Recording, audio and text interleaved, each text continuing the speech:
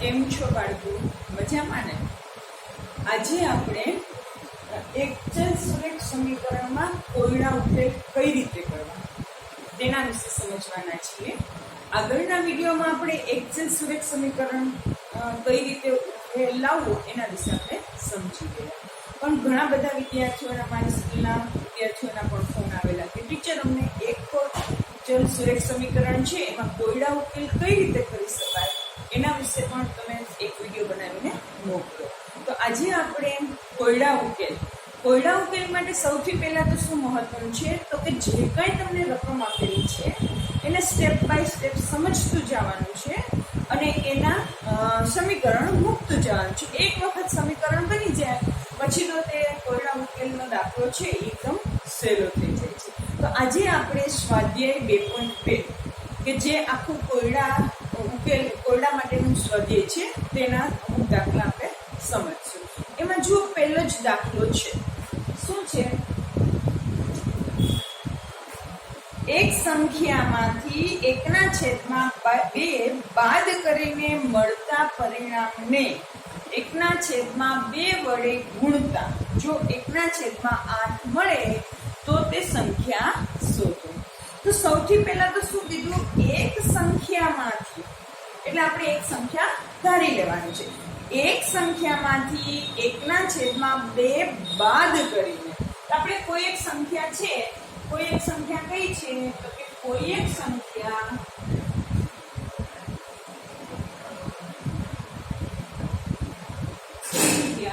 બરાબર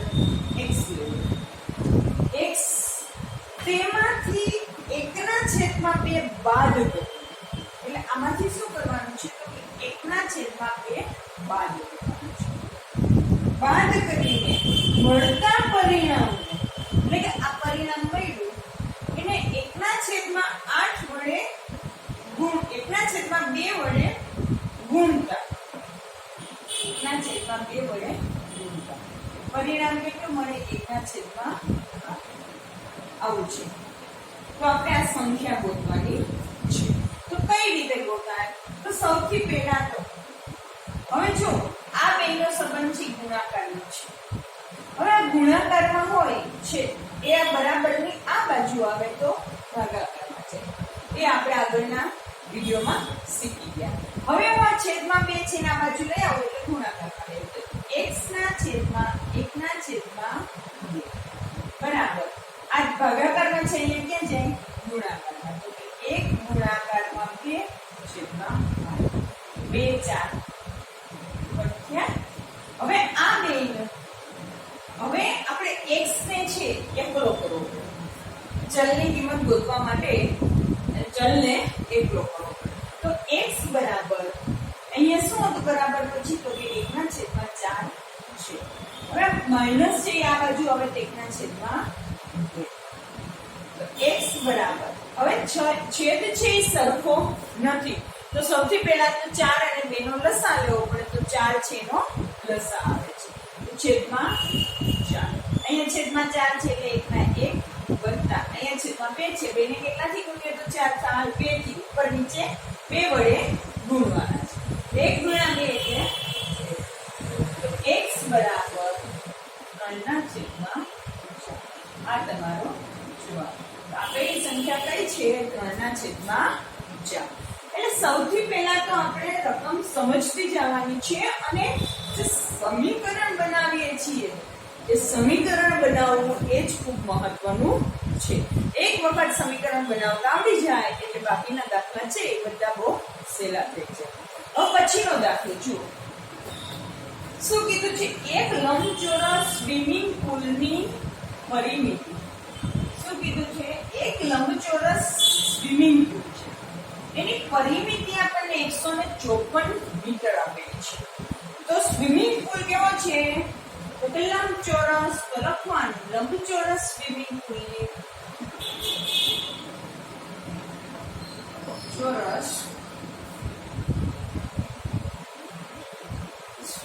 પુલની પરિમિતિ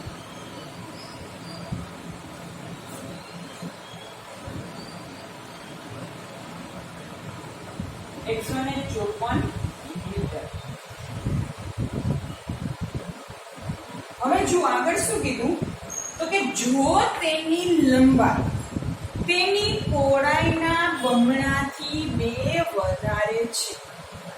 જો તેની લંબાઈ તેની પહોળાઈના બમણાથી 2 વધારે છે. તમે નાનું કોણ છે સૌથી પહેલા તો એ પકડવાનું છે કે નાનું કોણ લંબાઈ કે પહોળાઈ?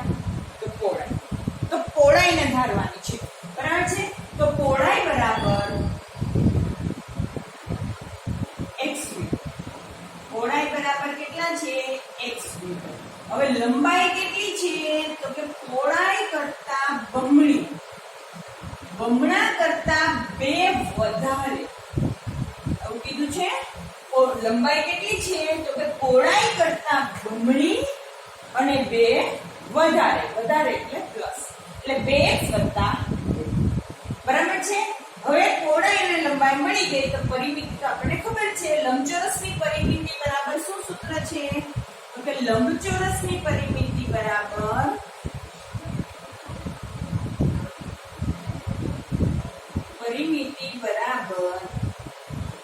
બે કૌંસમાં લંબાઈ વત્તા પહોળાઈ. હવે પરિમિતિ કેટલી આપી છે આપણને? 154 મીટર આપી છે. 2 લંબાઈ કેટલી આપી છે? 2x વત્તા 2 અને પહોળાઈ 2. હવે જુઓ 154 બરાબર 2 કૌંસમાં 3x વત્તા 2. આ x અને આ x નો સરવાળો એટલે 2 ને 3x વત્તા 2. હવે આ બેનો સંબંધ ગુણાકારનો છે. ગુણાકારમાં છે બરાબર ની આ બાજુ આવે તો ક્યાં છે? ભાગાકાર. તો 154 ના છેદમાં 2 બરાબર 3x વત્તા 2. 154 ભાગ્યા 2 એટલે 77 બરાબર 3x વત્તા. હવે આપણે ચલને એકલો કરવો પડે તો આ વત્તા 2 છે આ બાજુ આવે એટલે કેવા થઈ જાય? ઓછા. 77 ઓછા 2 થાય ને? 77 ઓછા 2 બરાબર 3x. તો 75 બરાબર 3x. હવે 3 અને x નો સંબંધ કેનો છે? ગુણાકાર. તો ગુણાકારમાં હોય બરાબર ની આ બાજુ હોય એટલે ભાગાકાર. તો 75 ભાગ્યા 3 બરાબર x. તો 25 તેરી 75. તો x બરાબર કેટલા આવે? 25. x બરાબર કેટલા આવે? 25. હવે આપણે પહોળાઈ બરાબર કેટલા મીટર હતા? x metre. x બરાબર કેટલા આવ્યા? તો કે 25 મીટર. પહોળાઈ કેટલી થઈ આપણી? 25 મીટર. અને લંબાઈ તો કે 2 ગુણાકારમાં 25 વત્તા 2. તો 25 દુ 50. 50 વત્તા 2 એટલે કેટલું આવે? 52 મીટર. તો શું થાય જવાબ? તો કે પહોળાઈ છે સ્વિમિંગ પુલની 25 મીટર છે અને એની લંબાઈ છે એ 52 મીટર છે. આવડી જાય? જો અહીંયા તમે સાચું ઇક્વેશન મૂક્યું, સૂત્ર સાચું બની ગયું એટલે તમારો દાખલો છે તે સાચો પડે. સમજાય છે? હવે એના પછીનું જુઓ. આવો છે હવે જુઓ એક સમદ્વિબાજુ ત્રિકોણ. હવે સમદ્વિબાજુ ત્રિકોણ એટલે શું? તો કે જે ત્રિકોણની 2 બાજુ સરખી હોય એને સમદ્વિબાજુ ત્રિકોણ કહેવાય. એવો ત્રિકોણ કે જેની 2 બાજુનું માપ કેવું હોય? સરખું, એને સમદ્વિબાજુ કહેવાય. ચાલો આ સમદ્વિબાજુ છે. આ ત્રિકોણ આપણે ધારો કે આ ABC છે એની આ 2 બાજુ સરખી છે. શું કીધું? એક સમદ્વિબાજુ ત્રિકોણના પાયાનું માપ 4/3. આ પાયો છે સેન્ટીમીટર છે. 4/3 સેન્ટીમીટર છે. જો ત્રિકોણની પરિમિતિ કોઈ પણ પદાર્થ કોઈ પણ આકારની પરિમિતિ એટલે શું? તો કે તેની બધી જ બાજુના માપનો સરવાળો. બધી જ બાજુના માપનો સરવાળો. ત્રિકોણ હોય તો કેટલી બાજુ હોય? 3. ચોરસ હોય તો 4. લંબચોરસ હોય તો 4. બરાબર છે? તો ત્રિકોણની પરિમિતિ બરાબર. હવે ધારો કે આને હું x કહું અને આને પણ હું x જ થાય. બરાબર છે? તો પરિમિતિ બરાબર શું થશે કે પરિમિતિ બરાબર ત્રિકોણની ત્રણેય બાજુના માપનો સરવાળો. ત્રિકોણની ત્રણેય બાજુના માપનો સરવાળો. સમજાય છે? આ એનું સૂત્ર છે. હવે પરિમિતિ તમને કેટલી આપી કે 4.2/15. હવે આ મિશ્ર સંખ્યામાંથી પહેલા તો આપણે અપૂર્ણાંક સંખ્યા બનાવવી પડશે. 15 ચોક 60, 60 ને 2 65, 65 ના છેદમાં 15 આ આપણી પરિમિતિ છે. બરાબર ત્રિકોણની ત્રણેય બાજુનો સરવાળો એટલે x વત્તા 4 ના છેદમાં 9. તો 65 ના છેદમાં 15 બરાબર 2x વત્તા 4 ના છેદમાં 3. હવે આપણે ચલની કિંમત ગોતવી છે એટલે 4 ના છેદમાં 3 એક પ્લસ છે બરાબરની આ બાજુ આવે એટલે માઈનસ થાય. તો 65 ના છેદમાં 15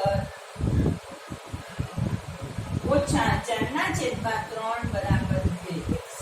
હવે આનો લસા કેટલો આવે? 15 અને 3 નો 15 બરાબર છે. તો આપણે 15 લસા લઈએ તો 65 ના છેદમાં તો છે જ ઓછા. હવે 3 ને કેટલાથી ગુણીએ તો 15 થાય 5 થી ઉપર નીચે તો 4 5 20 બરાબર 20. તો 62 માંથી 20 જાય એટલે 42 ના છેદમાં 15 બરાબર 42 ના છેદમાં 2 ગુણાકારમાં 15 બરાબર 21 દુ 42 થાય એટલે 21 એટલે 3 7 3 ગુણાકારમાં 7 અને 15 એટલે 3 ગુણાકારમાં 5. આ 3 3 કેન્સલ થયા એટલે x બરાબર 7 ના છેદમાં 5 સેન્ટીમીટર. તો એક બાજુનું માપ કેટલું આવ્યું? 7 ના છેદમાં 5 સેન્ટીમીટર. સમજાય છે? આ પણ કેટલું આવે? 7 ના છેદમાં 5. આવડી જાય? સહેલું છે. ચલો એના પછી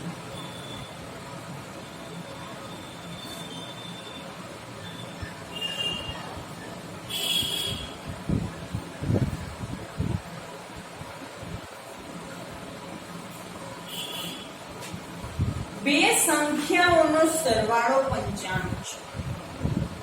એક સંખ્યા બીજી સંખ્યા કરતા 15 વધારે છે. હવે જો એક સંખ્યા બીજી સંખ્યા કરતા 15 વધારે છે તો પહેલા તો આપણે ધારો કે એક સંખ્યા x છે બરાબર છે. ધારો કે એક સંખ્યા બરાબર x છે તો બીજી સંખ્યા કેટલી થાય? x વત્તા 15. 15 વધારે છે ને એટલે x વત્તા 15. હવે બંને સંખ્યાનો સરવાળો કેટલો આપ્યો છે? 95 બરાબર છે. બંને સંખ્યાનો સરવાળો 95 છે. તો હવે તો શેનું છે?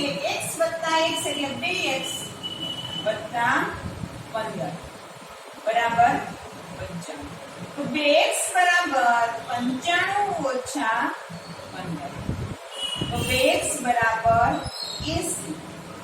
તો x બરાબર કેટલા થાય? 40. હવે x બરાબર 40 થાય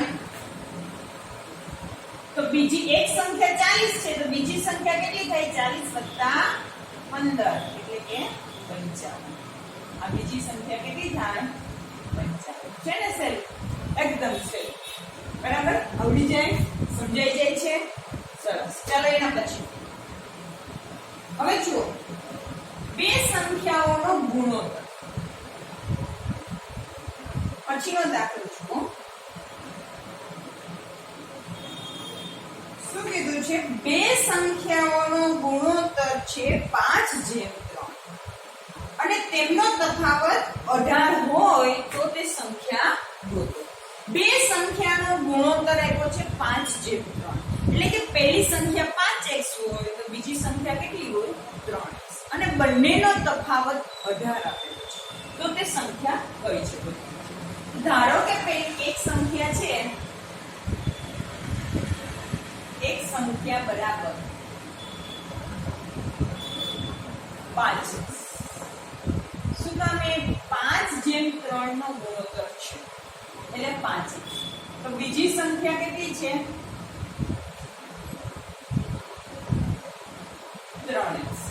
હવે બંનેનો તફાવત એટલે કે બેની બાદબાકી, તો 5x - 3x બરાબર 18. હવે આટલું આવડી ગયું એટલે હવે પછીનું સહેલું છે. 5 માંથી 3 જાય તો કેટલા વધે? 2x. 2x બરાબર 18. તો x બરાબર કેટલા આવે? 9. તો અહીંયા 9 ગુણાકારમાં 5 એટલે 45 ને 9 ગુણાકારમાં 3 એટલે 27. આ બે સંખ્યા આવી જાય. સહેલું છે. હવે જો 2x બરાબર 18. તો x બરાબર 18 ના છેદમાં 2. 2 તો અહીંયા 9 ગુણા, તો x બરાબર 9 છે. હવે એક સંખ્યા કેટલી થાય? 5x એટલે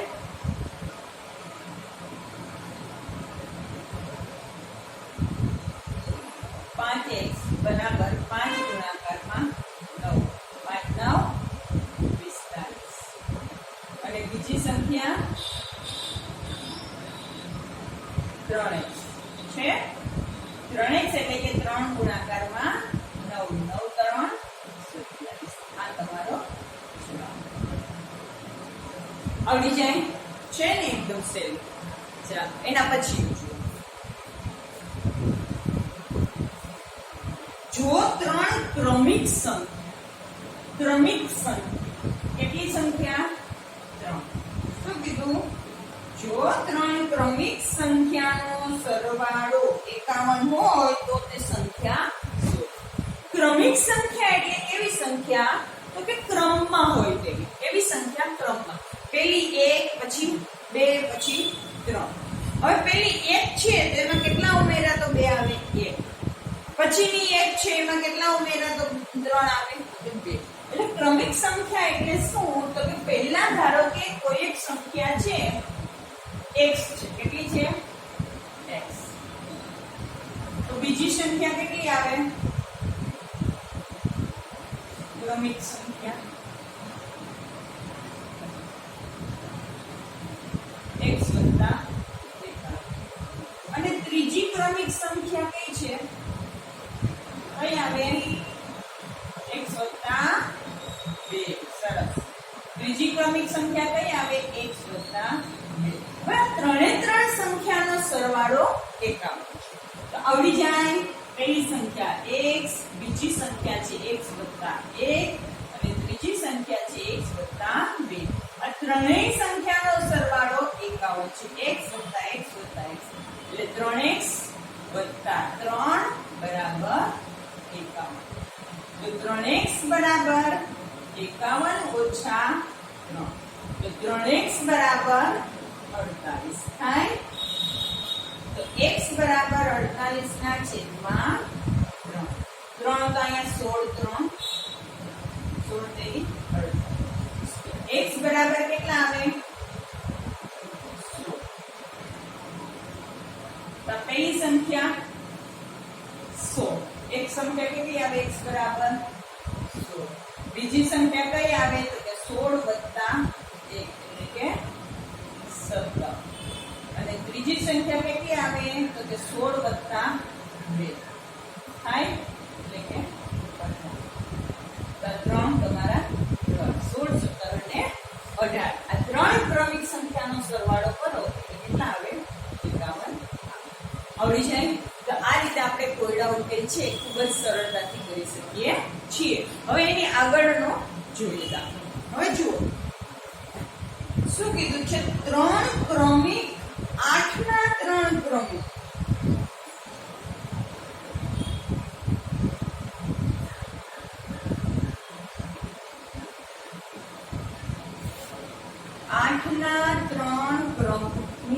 ગુણિત. તો કે ગુણિત એટલે 8 ના ગુણિત એટલે 8 નો ઘડિયો. પહેલી સંખ્યા 8 હોય તો બીજી સંખ્યા કઈ આવે 16, ત્રીજી સંખ્યા આવે 24, પછી 32. આ એનો ગુણિત કહેવાય. તો ત્રણ ગુણિત સંખ્યાનો સરવાળો 888 આપેલો છે. હવે જુઓ, ધારો કે 8 નો ગુણિત, ધારો કે 8 ની ગુણિત સંખ્યા પેલી ધારો કે x, તો બીજી સંખ્યા કેટલી થાય? તો કે x વત્તા 8 થાય ગુણિતમાં. ત્રીજી સંખ્યા કેટલી થાય? તો કે x વત્તા 16. ત્રીજી સંખ્યા કેટલી થાય? x વત્તા 16. આ ત્રણેય સંખ્યાનો સરવાળો 888 છે. બરાબર છે? હવે જો x વત્તા 8 વત્તા x વત્તા 16 બરાબર 888. તો x વત્તા x વત્તા x એટલે કેટલા થાય? 3x વત્તા 16 વત્તા 8 એટલે 24 બરાબર 888 થાય. હવે શું કરવું પડે? તો કે વત્તા 24 છે એ બરાબરની આ બાજુ આવે તો કેવા થઈ જાય? ઓછા. બરાબર છે? તો 3x બરાબર 888 ઓછા 24. તો 3x બરાબર કેટલા આવશે? 4, 6 અને 8. હવે અહીંયા 3 છે એ ગુણાકારમાં છે તો અહીંયા આવે તો ભાગાકાર. તો x બરાબર 864 ભાગ્યા 3. તો કેટલાય ભાગાકાર છે? 3 ગુણાકારમાં 3 2 6 3 8 x બરાબર આવશે 288. આ x બરાબર 288. પછી બીજી સંખ્યા કઈ આવશે? કે x વત્તા 8 એટલે 288 વત્તા 8 એટલે 296. આ બીજી સંખ્યા આવશે. અને ત્રીજી સંખ્યા કઈ આવશે? તો કે x વત્તા 16 એટલે કે 288 વત્તા 16 બરાબર 304. તો આ 3 288 296 અને 304 એ 8 ની ગુણિત સંખ્યા છે. ત્યાંને આપણે 8 વડે ભાગી શકીએ છીએ. સમજાય છે? ચલો એના પછી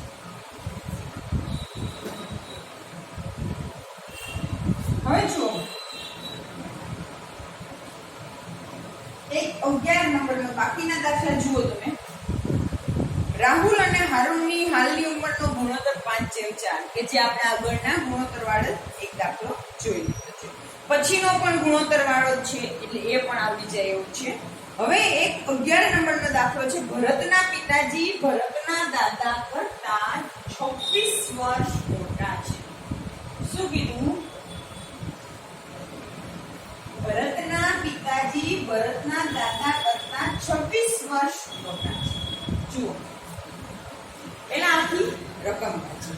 ભરતના પિતાજી ભરતના દાદા કરતા 26 વર્ષ નાના છે. પિતાજી નાના છે અને ભરત કરતા 29 વર્ષ મોટા છે. કોણ? તો કે ભરતના પિતાજી. સૌથી પહેલા તો જો કોની વાત આવી તો કે ભરતની, ભરતના પિતાજીની અને ભરતના દાદા. તો ત્રણમાં સૌથી નાનું કોણ છે પહેલા તો એ જોઈએ. તો ભરત સૌથી નાનું છે. એની પહેલા આપણે ઉંમર ધારી લઈએ. જુઓ શું કીધું? તો કે ધારો કે ભરતની ઉંમર બરાબર, ધારો કે ભરતની ઉંમર બરાબર x વર્ષ. પછી પિતાજીની ઉંમર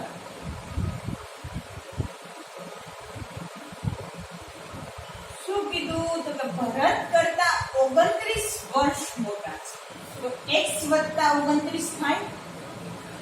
ભરત કરતા 29 વર્ષ મોટા છે એટલે x વત્તા 29. અને એના દાદા છે એના પિતા કરતા 26 વર્ષ નાના એટલે કે દાદાની ઉંમર કેવી છે? તો કે દાદાની ઉંમર x વત્તા 29 વત્તા 26 થાય. આ તો એના પિતા છે જ પિતાની ઉંમર કરતા 26 વર્ષ મોટા છે, એટલે મોટા એટલે ઉમેરવું પડે, તો એટલે x વત્તા 55 આટલા મોટા. હવે ત્રણેયની ઉંમરનો સરવાળો 135 વર્ષ. હવે તો સહેલું છે, ત્રણેયની ઉંમરનો સરવાળો 135 વર્ષ, x વત્તા 29 વત્તા x વત્તા 55 બરાબર 135. તો x વત્તા x વત્તા x એટલે 3x વત્તા 29 વત્તા 55 એટલે 14 અને 84 બરાબર 135. હવે પેલા 3x ની કિંમત ગોતવા માટે 84 ને આ બાજુ લઈ આવીએ એટલે ઓછા થાય. 3x બરાબર 135 ઓછા 84. તો 3x બરાબર 51. x બરાબર 51 ના છેદમાં 3. 17 તેરી 51. 3 3 કેન્સલ એટલે x બરાબર આવે 17. x બરાબર તો ભરતની ઉંમર બરાબર કેટલા આવે? તો કે ભરતની ઉંમર બરાબર x બરાબર 17 થાય. હવે પિતાની ઉંમર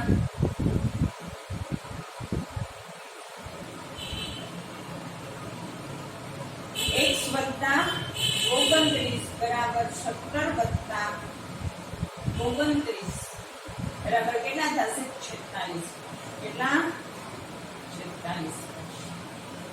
અને દાદાની ઉંમર કેટલી થાય? દાદાની ઉંમર બરાબર x વત્તા 55. તો x બરાબર આપણને મળ્યા છે 17. 17 વત્તા 55 બરાબર 72. કેટલા થશે? 72. બરાબર છે. આવડી જાય. આ ત્રણેયનો સરવાળો કરીએ એટલે 135 વર્ષ.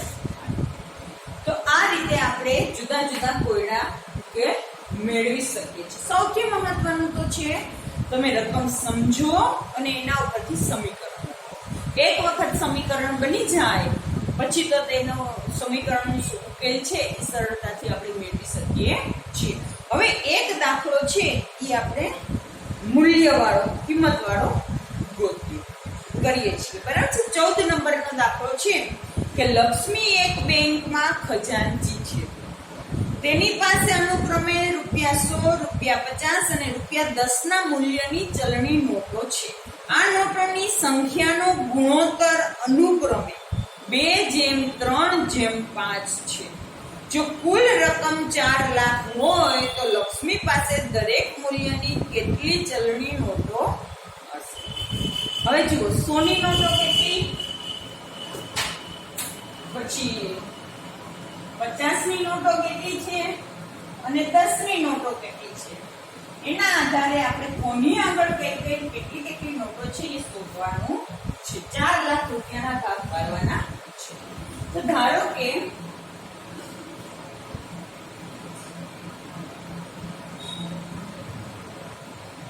₹100 નોટ બરાબર કેટલા છે? 2 છે. જેમ આપ્યું છે 2:3:5 આવું આપેલું છે. પછી ₹50 નોટ બરાબર 3 અને ₹10 નોટ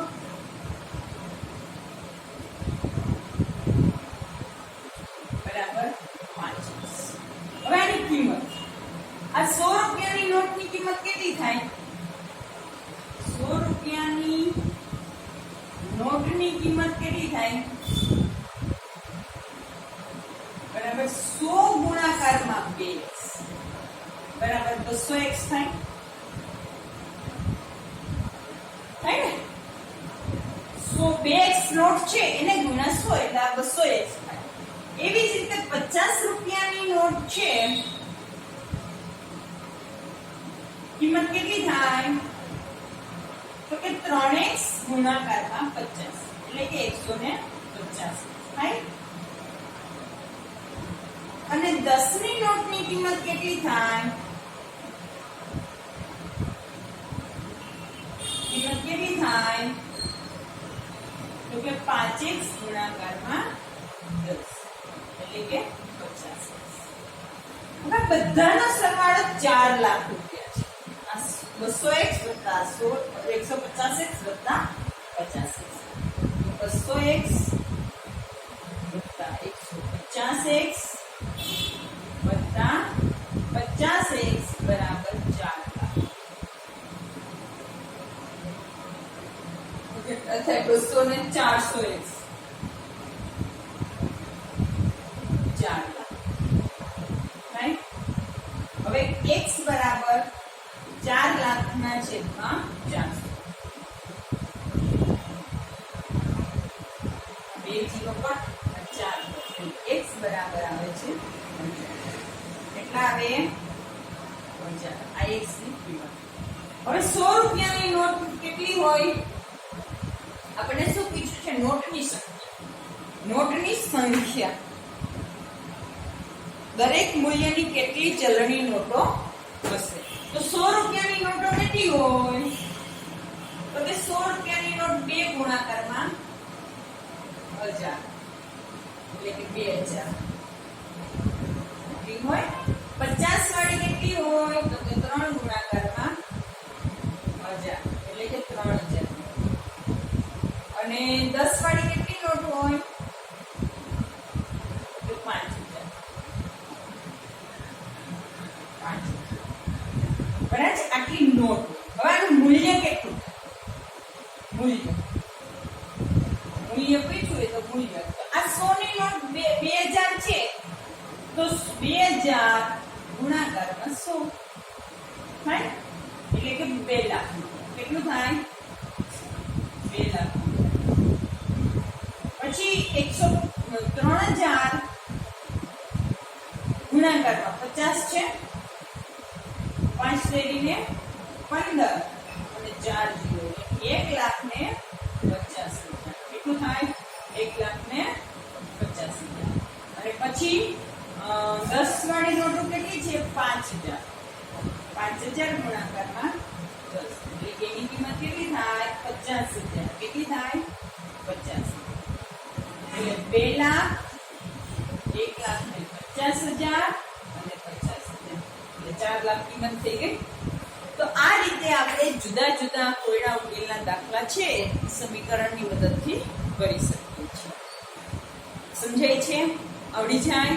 આવડી જાય. એકદમ સહેલું સ્વાધ્યાય છે. એક વખત સમીકરણ બનાવતા આવડી જાય એટલે દાખલા આપણને આવડી જાય છે. અસ્તુ.